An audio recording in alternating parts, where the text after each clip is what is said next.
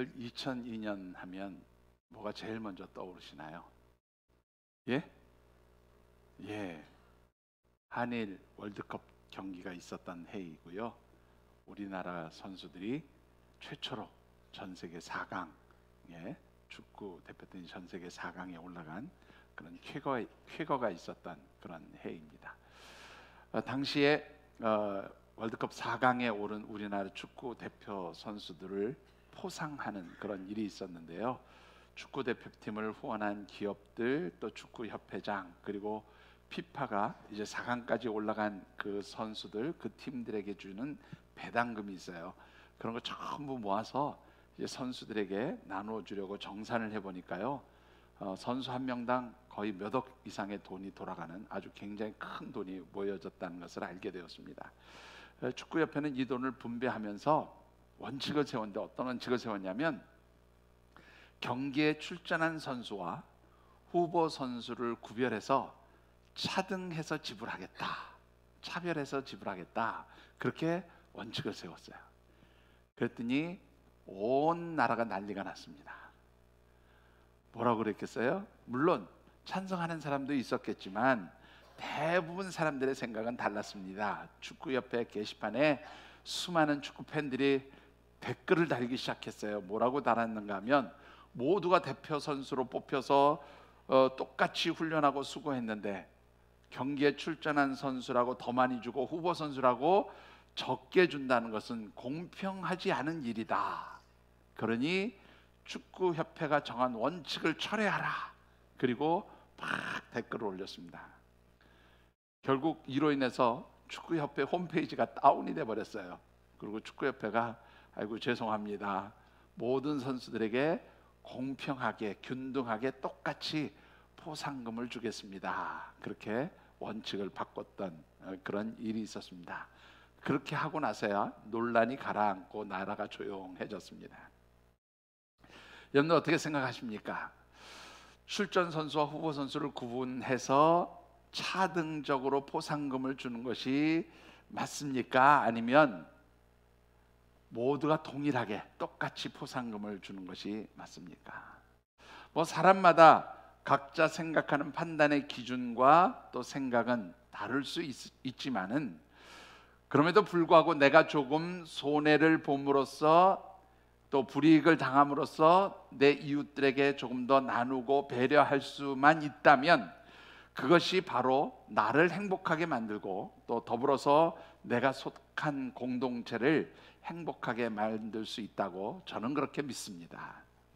자, 우리 교회 창립 23주년 기념주일이 있는 10월달 우리가 함께 묵상하는 말씀의 주제 같이 한번 읽어보시죠. 제가 오늘 떼겠습니다. 하늘샘, 영적 교제가 풍성한 기쁨이 되는 축복의 공동체. 예, 한번 더 읽어보시죠. 하늘샘, 영적 교제가 풍성한 기쁨이 되는 축복의 공동체. 예, 우리 주님의 몸된 교회인 이 하늘샘 교회, 그리고 주님의 몸된 교회의 지체들인 우리 사랑하는 하늘샘 가족들이 어떻게 하면 주 안에서 영적으로 건강한 믿음의 교제를 나눌 수 있는지, 그리고 우리가 그런 건강한 영적 교제, 믿음의 교제를 나눌 때에 하나님께서 우리의 신앙 공동체 안에 어떤 기쁨, 어떤 축복을 주시는지, 그런 관점에서 우리 10월달 말씀을 묵상하고 있습니다. 오늘 세 번째로 드리고 싶은 말씀은, 우리 하늘샘 교회가 이웃들에게 나눔과 배려가 있는 공동체가 될 때에 우리 신앙 공동체 안에 속한 모든 지체가 주님 안에서 하나가 되고 기쁨을 누리며 교제하는 그런 건강한 영적 공동체가 된다라는 말씀을 드리고 싶습니다. 오늘 우리에게 주신 하나님의 말씀은 다윗 왕이 이제 사울 왕에게 쫓김을 당하던 시절에 있었던 일을 기록한 내용의 말씀입니다. 특별히 주신 말씀을 묵상할 때에 우리 하늘샘 교회와 또 우리 하늘샘 교회에 속한 모든 믿음의 지체들이 서로가 배려하고 나눔으로써 우리 하늘샘 교회가 정말로 주님 안에서 하나가 되고, 또한 하나님께서 축복하시는 아름다운 영적인 믿음의 공동체가 되어지시기를 주님의 이름으로 축원합니다. 자, 오늘은 좀 스토리 중심의 설교를 해야 될 것 같아요. 자, 우리 하늘샘 교회가 아름다운 영적 교제가 있는 믿음의 공동체가 되고 또 우리 하늘샘교회에 속한 모든 성도들이 주님의 몸된 지체로서 주님 안에서 하나가 되기 위해서는 어떻게 해야 될까?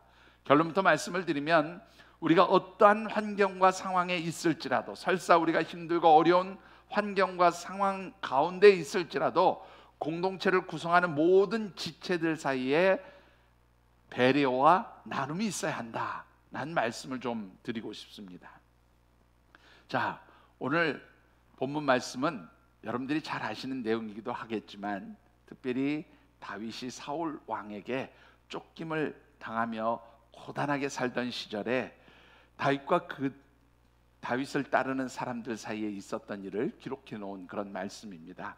따라서 이 본문의 내용을 좀 살펴보기 전에 다윗과 그를 따르는 사람들이 어떤 환경에 머물러 있었을까, 그것을 좀 살펴보는 것이 본문을 이해하는 데 도움이 될 것 같습니다.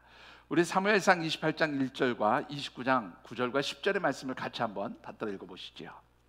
그때 블레셋 사람들이 이스라엘과 싸우려고 군대를 모집한지라 아기스가 다윗에게 이르되 너는 밝히 알라. 너와 내 사람들이 나와 함께 나가서 군대에 참가할 것이니라. 아기스가 다윗에게 대답하여 이르되 내가 내 목전에 하나님의 전령같이 선한 것을 내가 아나. 블레셋 사람들의 방백들은 말하기를 그가 우리와 함께 전장에 올라가지 못하리라 하니 그런즉 너는 너와 함께 온 내 주의 신하들과 더불어 새벽에 일어나 너희는 새벽에 일어나서 발거든 곧 떠나라 하니라.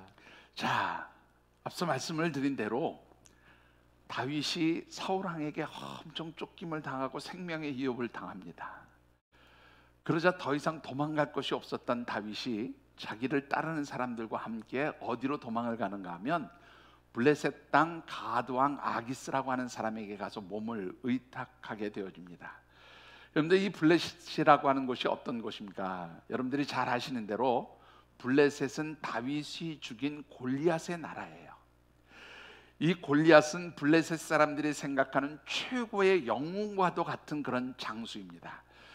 이 블레셋 사람들에게 있어서 골리앗 그러면 우리나라에서 이순신 장군 뭐 이렇게 생각하면 틀림이 없을 것 같아요. 그렇게 블레셋 사람들에게 최고의 영웅과 같은 장수였는데 어느 날 다윗에 의해서 이 최고의 영웅이 죽임을 당하게 된 겁니다. 블레셋 사람들 편에서 보면 다윗은 나라의 영웅을 죽인 원수인 거예요. 그렇죠? 자, 사무엘상 21장의 말씀을 보면 다윗이 사울 왕에게 쫓김을 당하다가 너무너무 힘들고 도망갈 데가 없으니까 혼자서 이 블레셋 가드 왕 아기스에게 가서 몸을 의탁했던 적이 이미 한 번 있었어요. 그때는 혼자 가서 몸을 피했는데 이 아기스 왕의 신하들이 다윗 저거 원수입니다. 우리의 장수 블레셋을 죽인 그 원수입니다. 저 다윗을 죽여야 합니다. 그러니까 아기스 왕의 마음이 왔다 갔다 합니다. 죽일까 말까. 그러니까 다윗이 덜컥 겁이 났어요. 잘못했다간 여기서 오도 가도 못하고 죽게 생겼구나. 그리고 다윗이 거기서 미친 척을 합니다. 침을 갑자기 줄줄줄 흘리면서 수염을 다 적시고 정신 나간 사람처럼 그렇게 위장을 합니다. 그러니까 아기스 왕이 뭐라 그래? 야, 이 미친 것을 여기다 왜 데리고 왔냐? 내쫓아라. 그래서 간신히 블레셋 땅을 빠져나왔어요. 이미 그런 어려운 일을 겪었음에도 불구하고 오죽하면 이번에는 자기만이 아니라 자기를 따르는 사람들과 함께 이 블레셋 가드 왕 아기스에게 가서 몸을 의탁했느냐 말이죠. 어찌됐건 간에 이 블레셋 땅에 간 다윗에게 이 아기스 왕은 시글락이라고 하는 성을 하나 내주고 야, 여기서 살아. 그렇게 이제 배려를 해준 거죠. 그런데 어느 날 이 블레셋이 이스라엘을 공격하겠다는 그런 군사적인 침략 계획을 세웁니다. 그러니까 아기스 왕이 누구도 불러요? 다윗도 불러요. 야, 와봐. 너도 이번에 이스라엘을 공격하는 전쟁에 반드시 참여해라. 여러분들 어떻게 생각하십니까? 다윗의 입장에서 굉장히 난감한 일이에요. 그렇지 않습니까? 자기의 동족에게 칼을 들이대고 자기의 동족을 가서 전쟁터에서 죽여야 되는 일입니다. 만일 그것을 싫다고 거절하면 어떻게 되겠어요? 이번에는 블레셋 가드 왕 아기스가 이게 무슨 소리야? 피할 곳을 남겨줬더니 우리하고 같이 안 싸우겠단 말이야. 그리고 아마 이 다윗을 죽이려고 할지도 모릅니다. 함께 따르는 그 사람들을 죽이려고 할지도 모를 겁니다. 결국 다윗이 이 전쟁에 동참하기로 그렇게 합니다. 그런데 참 하나님의 은혜였던지 이 아기스 왕의 신하들이 반대를 하는 거예요. 아직도 다윗을 믿을 수 없습니다. 저 다윗이 우리와 함께 전쟁터로 갔다가 갑자기 우리 등 뒤에서 배반을 하고 우리를 칼로 찌르고 우리를 공격하면 우리는 앞뒤로 포위가 돼서 죽습니다. 다윗 절대로 전쟁터 데리고 가면 안 됩니다. 다윗을 빨리 돌려보내십시오. 다행히 그래서 동족들과의 싸움에 참여하지 않고 이제 자기가 머물고 있는 시글락 성으로 돌아오게 되었어요. 대략 한 3일의 시간이 지났던 것 같습니다. 그런데 시글락 성에 돌아온 다윗과 그를 따르는 군사들은 아주 망연자실한 이 상황 가운데 빠지게 되었어요. 자, 어떤 일이 벌어졌습니까? 여러분들 사무엘상 30장 1절과 2절을 같이 받들어 읽어보겠습니다. 다윗과 그 사람들이 사흘 만에 시글락에 이른 때 아말렉 사람들이 이미 네겝과 시글락을 침노하였는데 그들이 시글락을 쳐서 불사르고 거기에 있는 젊거나 늙은 여인들은 한 사람도 죽이지 아니하고 다 사로잡아 끌고 자기의 길을 갔더라. 이게 무슨 말인가 하면 블레셋이 이스라엘과 전쟁을 치르기 위해서 모든 군사적인 역량을 동원해서 이스라엘하고 싸우기 위해서 전쟁터로 나간 사이에 이 블레셋 땅이 비어 있었던 거예요. 군사적으로 좀 모자라게 있었던 거지요. 그러다 보니까 아말렉 족속이 이들을 쳐들어왔는데 특별히 다윗이 머물고 있던 그의 가족들이 머물고 있던 시글락성을 공격해서 그 다윗과 그를 따르는 군사들의 모든 가족들을 다 끌고 가고 재산이고 뭐 재물이고 다 끌어간 거예요. 여러분들 우리가 읽지 않았지만 5절 말씀에 보면 다윗의 두 아내였던 아히노암과 아비가일마저도 끌려갔어요. 여러분들 얼마나 황당한 일일까요? 전쟁터에 잠시, 그것도 오랜 시간도 아니에요. 불과 3일 정도의 집을 비우고 갔다 왔더니 완전히 성은 다 공격당해서 황폐해지고 가족들은 이 약탈당해서 끌려가고 재물 다 빼앗기고. 여러분들 얼마나 심각하고 황당한 일입니까? 다윗이 하나님께 기도합니다. 하나님 어떻게 하면 좋겠습니까? 이 아말렉 족속을 쫓아가면 우리가 과연 그들을 추격해서 그들을 따라잡고 그들에게서 빼앗긴 것을 가져올 수 있습니까? 하나님께 물으니까 하나님이 가라, 걱정하지 말고 가라. 그래서 이제 추격을 시작하는 그런 상황이 오늘 본문의 내용인 거예요.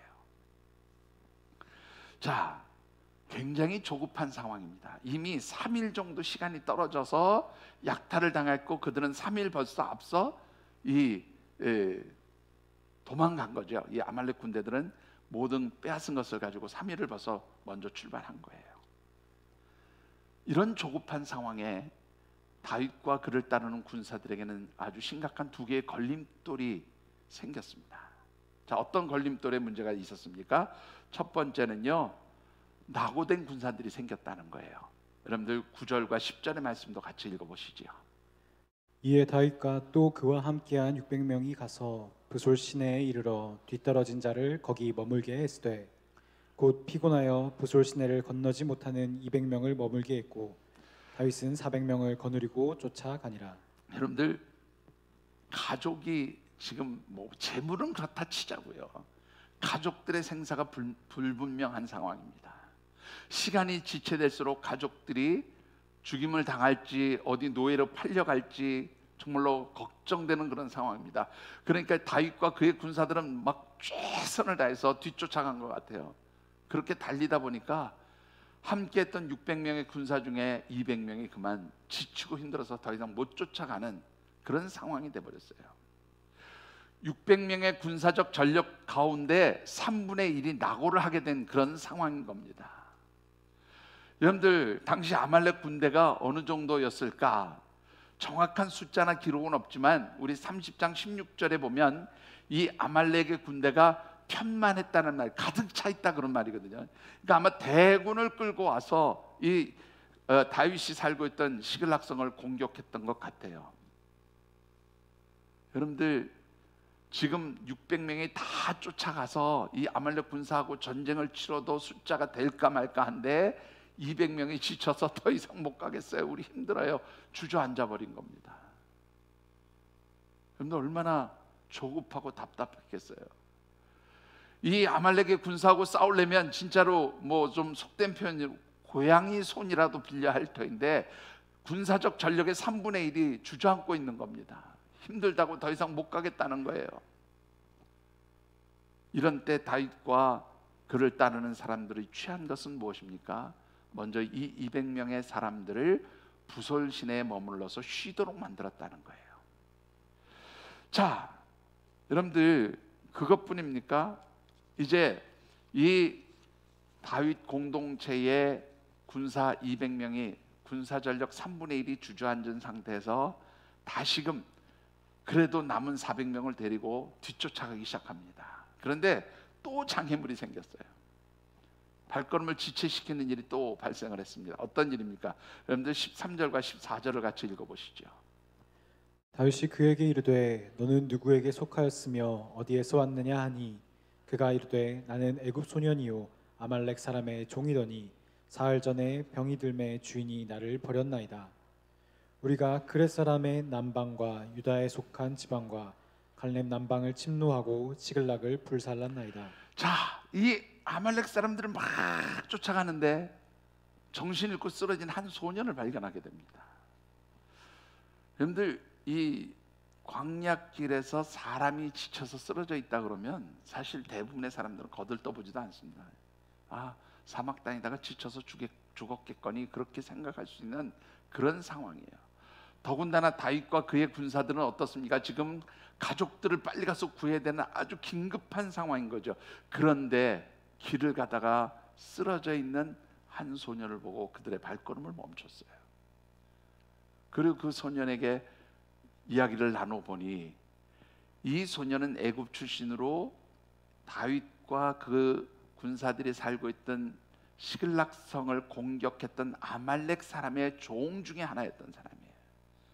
근데 병이 들으니까 주인이 귀찮으니까 에이 버려, 그러고 버리고 간 겁니다. 더 재미있는 것은 이 14절 말씀을 보니까 이 소년도 시글락성을 공격하는 일에 동참했던 그런 사람이었어요. 여러분들 이런 상황이 된다면, 여러분들이 만약 이런 상황에 맞닥뜨렸다면 여러분들은 어떻게 하시겠습니까? 죽여? 급해? 죽여? 그러고 빨리 쫓아가야지. 이렇게 나오는 게 당연한 일 아닐까요?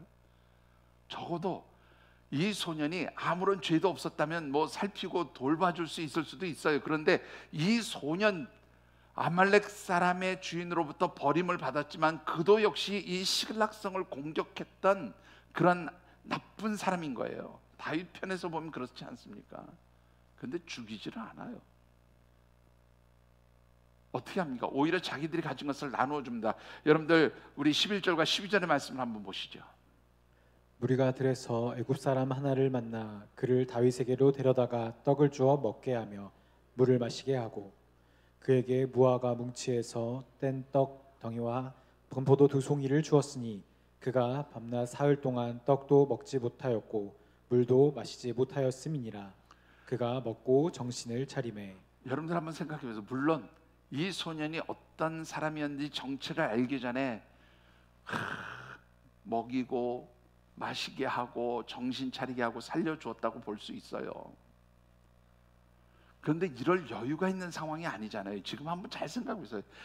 아니 그 한 사람, 길에 쓰러진 한 사람이 중요한 게 아니고 가족들을 구해야 되잖아요. 이럴 여유가 어디 있어요? 그런데 이 소년이 발걸음을 지체시키는 걸림돌이 된 거예요. 알고 보니까 이거는 살려두기조차 나누어 준 것, 아이고 그게 아깝지, 차라리 저거 죽이고 갔어야 되는데 이래야 될 상황인 거예요. 그런데 여러분들 어떻겠습니까? 다윗과 그의 군사들은 그를 정성스럽게 보살펴 줬다는 거예요. 먹을 것을 주고 마실 것을 주고 그를 회복시켜 주었다 그 말입니다. 여러분들 이 다윗 다윗과 그의 군사들, 다윗과 그의 공동체가 지금 당한 일은 굉장히 심각하고 조급하고 급박한 그야말로 어려운 상황입니다. 그런데 다윗과 그의 군사들은, 힘들고 지쳐서 낙오된 군사들은 쉬게 해주고, 길에서 만난 버림받은 그 애굽 소녀는 돌보아주고 먹을 것을 주고 나누어주고 그를 잘 회복시켜 줬다는 거예요. 여러분들, 오늘 이 말씀을 한번 우리 신앙공동체 하늘샘 교회에 한번 적용해 보시지요. 여러분들 어떻습니까?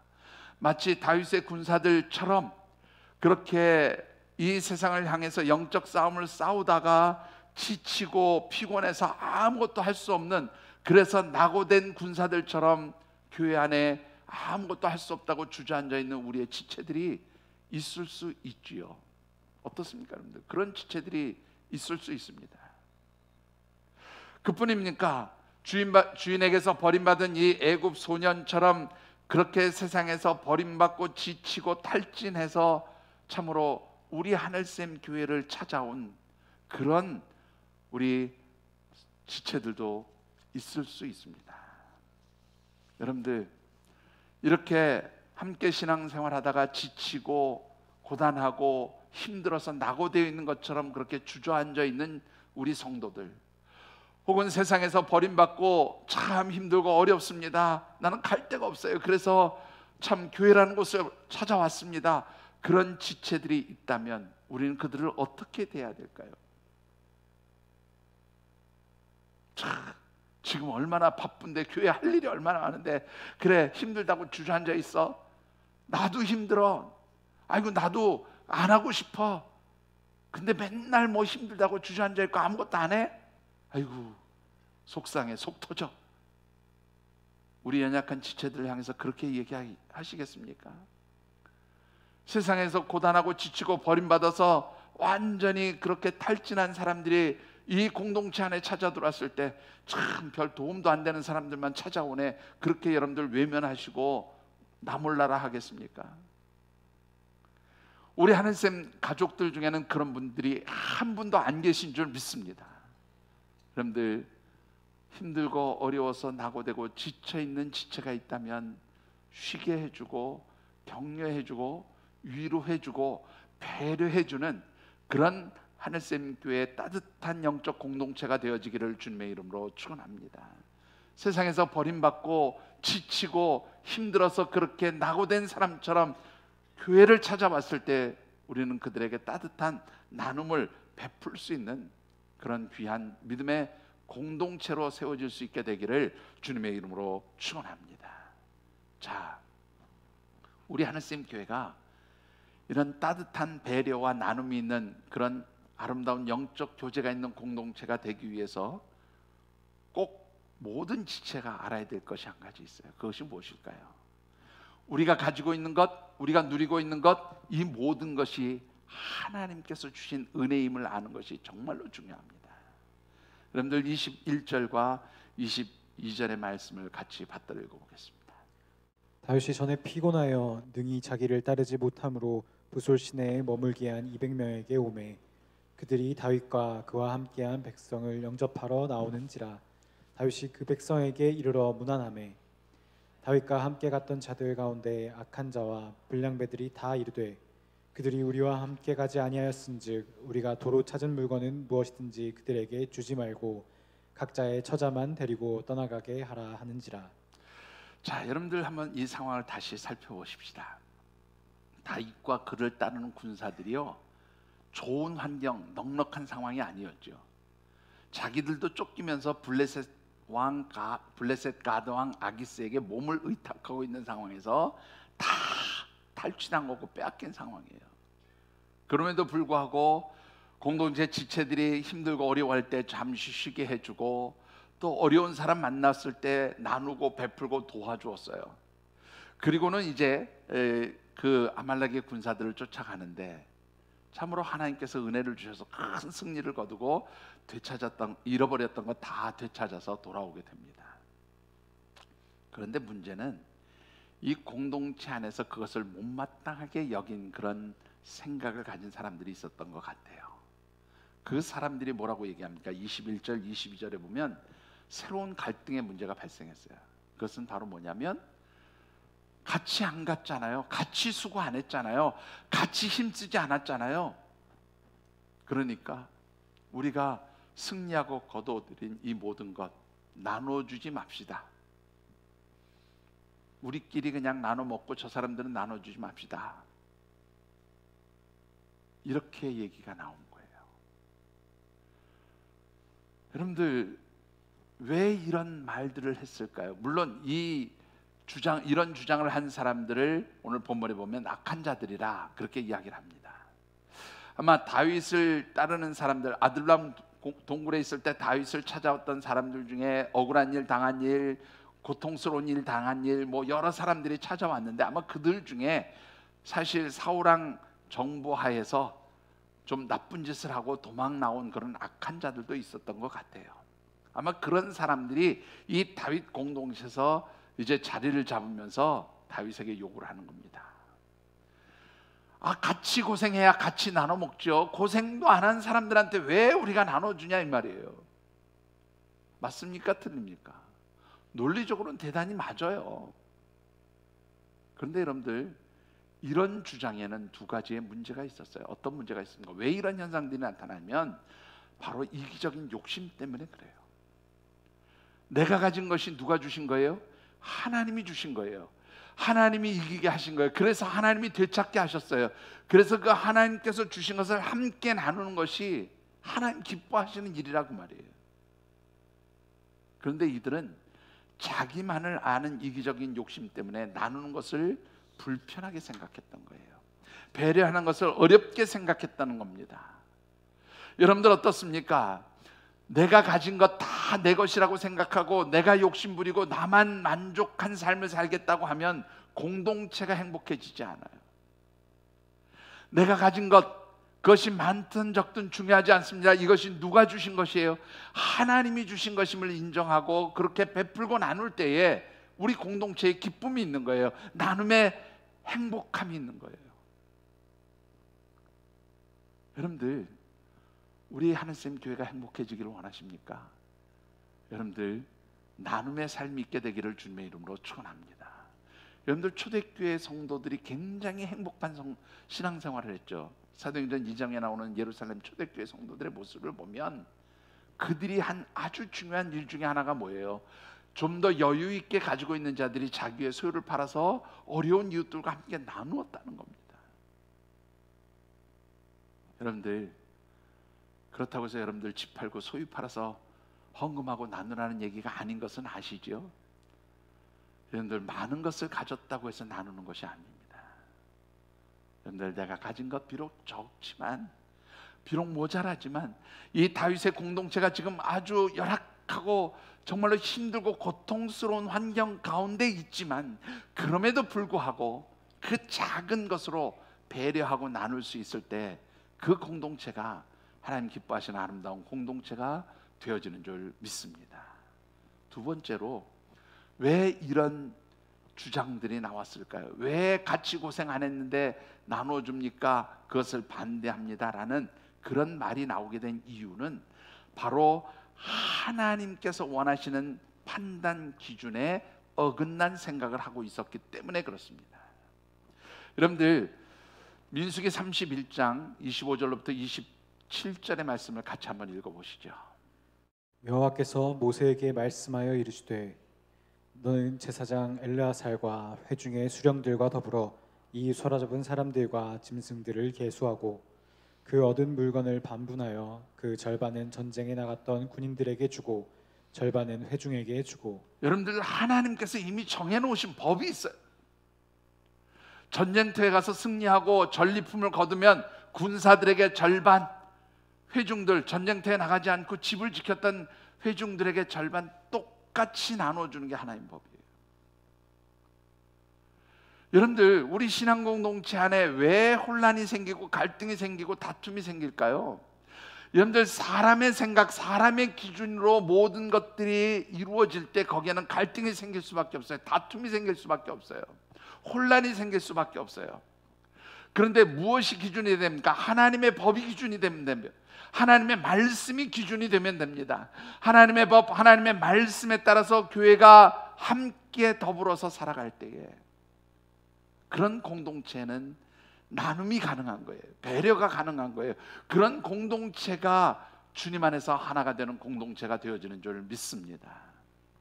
여러분들, 조금 전에도 말씀드렸지만 다윗 공동체가 많은 것을 가졌기 때문에 나눈 것이 아니에요. 형편이 지금 좋았기 때문에 그 시간을 지체하면서 한 소년을 돌본 것이 아닙니다. 어려움을 당한 이웃들에 대한 관심과 사랑, 그 따뜻한 마음이 배려할 수 있고 나눌 수 있었던 것임을 믿습니다. 그리고 그 모든 근거가 바로 하나님께서 주신 은혜였고 하나님께서 주시는 말씀에 근거했던 것임을 우리가 보게 됩니다.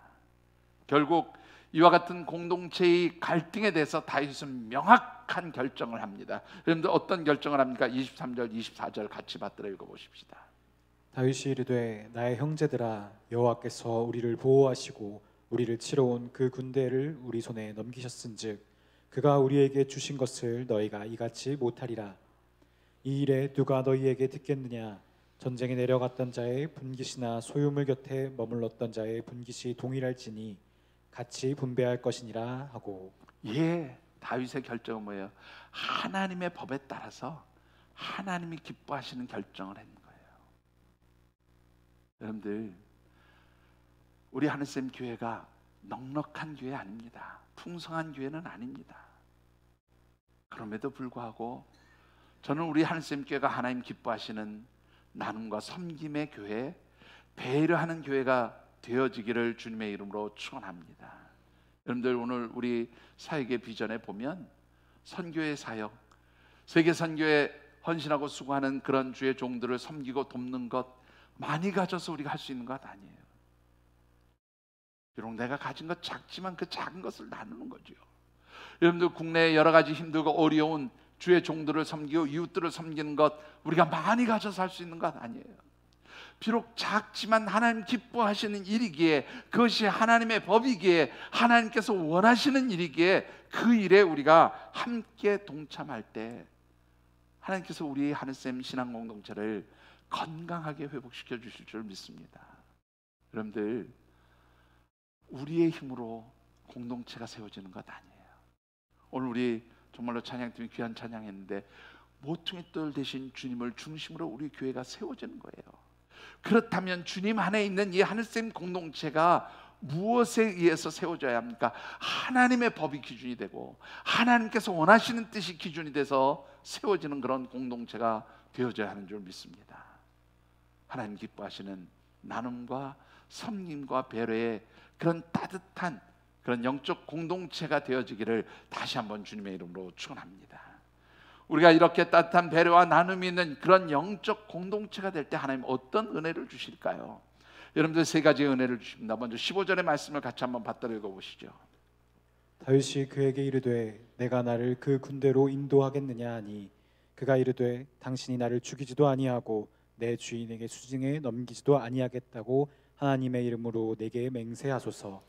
그리하면 내가 당신을 그 군대로 인도하리이다 하니라. 여러분들, 참 재밌는 현상이 발생합니다. 지금 다윗 공동체가, 다윗과 그의 군사들이 아말렉 군대를 쫓아가야 되는데 이 앞뒤 말씀을 보면 3일 길이 떨어져 있었어요. 쉽게 쫓아가기 어려운 거리입니다. 거기다 더 문제는 이 아말렉의 군사들이 어디로 갔는지 그 방향이나 상황들을 정확하게 알고 쫓아가는 그런 환경이 지금 아니라는 거예요. 물어 사람들에게 그렇게 확인하면서 쫓아가는 그런 상황인 거예요. 굉장히 답답한 거죠. 조급한데 자꾸 지체가 되는 일들이 발생하는 거예요. 그런데 이 애굽 소년을 보호하고 또 그를 회복시키고 도와줬더니 이 소년이 뭐예요? 아말렉 사람들이 가는 정확한 길을 알고 안내해 주는 거예요. 조급하고 지체되었던 일들을 하나님께서 풀어주신 줄 믿습니다.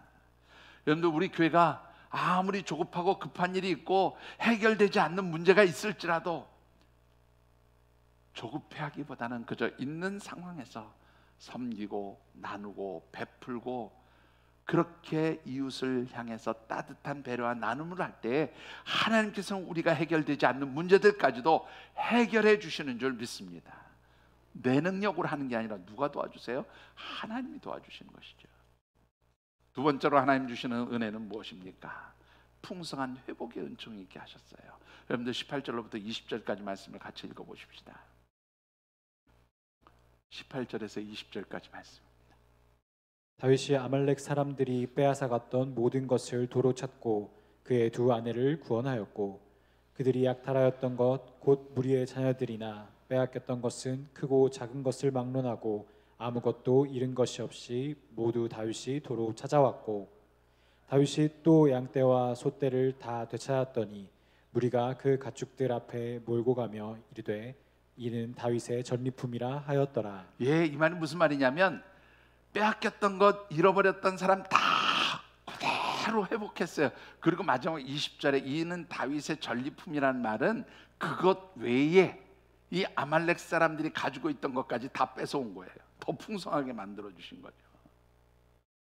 다 빼앗기고 손해보고 망가진 줄 알았는데 그 속에서도 나누고 그 속에서도 베풀고 그 속에서도 배려했더니 하나님이 어떻게 해요? 더 풍성하게 해주셨다고 말이에요. 여러분들, 나눔은 우리의 공동체를 더 풍성하게 만드는 힘이 있는 줄 믿습니다.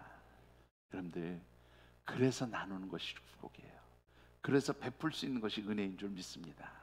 마지막 세 번째로 하나님 주신 은혜가 무엇이었습니까? 사무엘하 2장 3절과 4절의 말씀을 같이 받들어 읽어보십시다. 또 자기와 함께한 추종자들과 그들의 가족들을 다윗이 다 데리고 올라가서 헤브론 각 성읍에 살게 하니라. 유다 사람들이 와서 거기서 다윗에게 기름을 부어 유다 족속의 왕으로 삼았더라. 어떤 사람이 다윗에게 말하여 이르되 사울을 장사한 사람은 길르앗 야베스 사람들이니이다. 예, 거기까지만 읽으십시다. 여러분들, 이 사무엘상 30장 이후에 어떤 내용이 나오냐면 사울 왕과 그의 자녀들이 이 블레셋과의 전쟁에서 다 죽어요. 다윗을 쫓아다니면서 죽이려고 했던 그 모든 일들이 다 이제는 어떻게 해요? 무너져 버리고 맙니다. 그래서 다윗은 아주 편안하게 이스라엘 공동체로 다시 돌아가고요. 자기의 출신 지파에게 주어졌던 헤브론 산지로 가서 거기서 머물게 되고 따르는 사람들도 거기에서 살게 해요. 삶의 자리를 회복시켜 주신 거죠. 그런데 그것으로 끝난 게 아니라 이 다윗이 머물고 있는 곳에 유다 지파 사람들이 와서 다윗을 유다 지파의 왕으로 세우고요. 물론 사울 왕의 후손 중에서 남았던 이스보셋에 의해서 사울의 왕가가 이어져 가지만 결국 결과적으로는 나중에 어떻게 됩니까? 이 사울의 왕국과 다윗의 유다 지파의 왕국이 하나로 통합되면서 이 다윗 공동체가 아주 건강한 힘이 있는 국가 공동체로 그렇게 성장하게 된 것을 보게 돼요. 약했지만 베풀고 남을 때 하나님은 어떻게 해요? 건강한 성장을 이루는 힘 있는 공동체로 그렇게 세워주신 줄 믿습니다. 여러분들, 우리 하나님 교회가 눈앞에서 보기에는 아주 연약하고 모자란 그런 공동체일 수 있어요. 제가 얼마 전에 우리 장로님들하고 대화를 나누다가요, 다른 교회, 요 가까운 데에 있는 어떤 교회 목사님이 그런 얘기를 했었대요. 하늘샘 교회 곧 문 닫고 망한답니다. 그런 얘기를 아마 설교 중에 했었다는 이야기를 하시더라고요. 네, 참 저는 그분이 진짜 목사인지 잘 모르겠어요. 아니 어떻게 하나님의 교회가 망한다는 소리를 그렇게 하실 수 있는지 모르겠는데 하여튼 뭐 그것도 그분의 그릇이니까. 네, 여러분들, 하나님께서 세우신 공동체가 망하지 않아요. 더욱이 베풀고 나누고 섬기는 공동체는 하나님께서 축복하시고 세우시는 줄 믿습니다. 이것이 바로 하나님의 역사고 하나님의 기적이에요. 말씀을 맺고 싶습니다. 지난주에 있었던 하늘샘 교회를 향한 하나님의 기적을 소개하고 싶습니다. 우리 여기 청년들이 있는데요, 제가 지난 5월달인가요? 6월달인가요? 우리 청년들을 불러서 청년들 비전 트립 갔으면 좋겠다. 청소년들과 함께 비전 트립 국내에서 하는 거 말고 해외로 한번 좀 비전 트립을 나갔으면 좋겠다. 제가 그렇게 제안을 했어요. 돈은요 뭔 돈 가지고 갑니까, 목사님? 근데 제 나름대로는 계산이 있었어요. 사실 무슨 계산이 있었냐면, 작년에 우리 여성 속옷하고 옷을 주었던 그 기업, 우리 동생, 사촌 동생이 일하는 그 기업에서 올해도 또 주기로 했었거든요. 제가 믿는 구석이 있으니까, 작년에는 교회 재정이 어렵다고 팔아서 교회 재정에 다 보탰지만 이번에는 그거 팔아서 청년들, 청소년들 비전 트립 가는 비용으로 써야 되겠다. 제 나름에는 그런 계산이 있었어요. 언제쯤 가져다 준다고 했으니까 조금만 기다려봐. 그거 나오면 니네들이 장사해서 버는 만큼 다 니네들이 비전 트립 하는데 쓰면 좋겠다. 그렇게까지 제가 큰 소리를 뻥뻥 쳤어요. 그리고 그 물건 가져오기 딱 며칠 전에 여러분들 잘 아시는 위메프 사태가 터졌어요. 우리에게 옷 주려고 했던 모든 기업들이 거기에 막 몇 억씩 물려 있으면서요, 재고 물품 못 줘요. 우리 이거라도 가지고 있어야 돼요. 안 됩니다. 그러고 연락이 온 겁니다. 여러분들 좀 죄송합니다. 제가 이런 표현, 목사가 되게 쪽팔리잖아요. 우리 청년들한테, 청소년들한테 큰 소리 뻥뻥 쳐놨는데, 에? 얼마나 쪽팔립니까? 제가 하나님께 그런 기도를 해서, 하나님 정말로 쪽팔리게 만드시네요. 우리 애들한테, 우리 자녀들한테 약속했는데, 이거 영적 아비가 됐다고 아무것도 못 해주는 이 쪽팔림을 어떻게 하면 좋겠습니까, 하나님? 정말로 그런 기도를 한동안 했어요. 근데 그냥 하나님이 아무 답도 없으신데 마음은 편해지더라고요.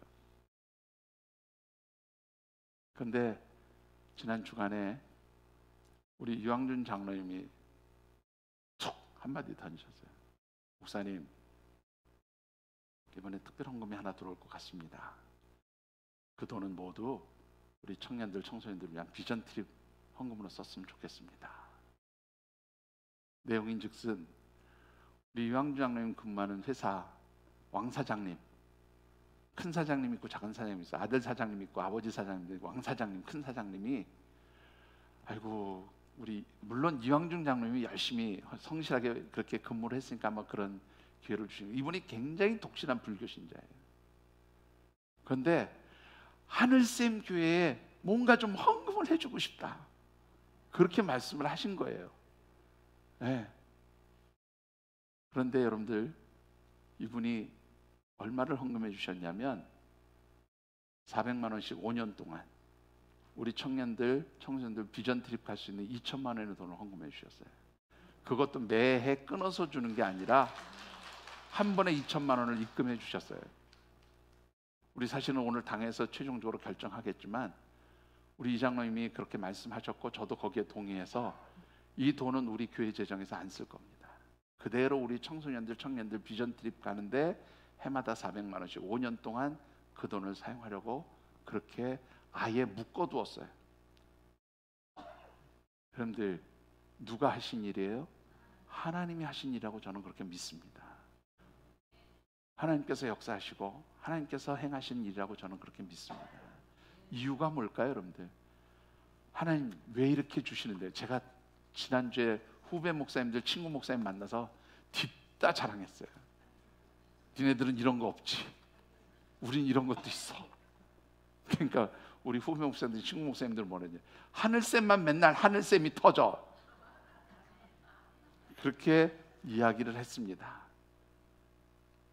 근데 저는 그때 하나님 주신 깨달음이 있었어요. 왜 하나님 축복해 주셨을까? 물론 여러 가지 이유와 상황들이 있겠지만 여러분들, 해마다 우리가 어려운 목사님들 돕는 것 큰 거 아니지만 우리도 주머니 돈 짜내서 그 섬김했잖아요. 그 헌신했잖아요. 여러분들, 하나님 몇 배로 갚아주시는 줄 믿습니다. 이게 바로 나눔과 베품의 기적이라고 저는 그렇게 믿습니다. 하나님이 풍성하게 더하시는 은혜를 주시는 그런 영적 공동체가 되어짐을 믿습니다. 여러분들, 주의 정도를 섬기는 일이 자녀들을 위한 축복의 도구로 하나님께서 되돌려 주신 줄 믿습니다. 올해도 여러분들이 이 일에 기쁨으로 동참해 주셨으면 좋겠어요. 그냥 드리는 거 아니고요, 하나님께서 분명히 말씀하십니다. 어려운 이웃들에게 나누어 준 것은 누구에게 구워준 거라고요? 하나님께 구워준 것이라. 하나님 그렇게 말씀하십니다. 여러분들 이 귀한 사역에 함께 동참해 주시고 또 하나님 주신 은혜들 풍성하게 감사할 수 있는 이런 우리 절기가 되어졌으면 참 좋겠습니다. 여러분들이 기쁨으로 배려하고 나누고 섬김으로써 우리 하늘샘 공동체를 더 풍성하게 회복시켜 주시는 하나님의 놀라운 기적들을 체험하시게 되기를 주님의 이름으로 축원합니다. 기도하겠습니다.